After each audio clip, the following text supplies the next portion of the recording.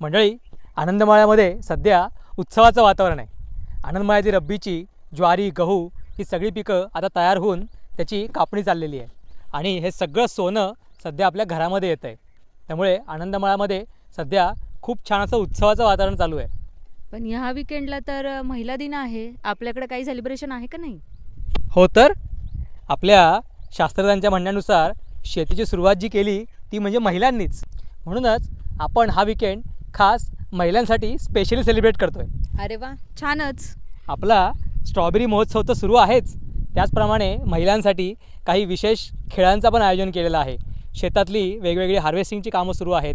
सुंदर असं सनफ्लॉवरनी भरलेलं एक फोटोजेनिक आपल्याकडे लँडस्केप तयार झालेलं आहे.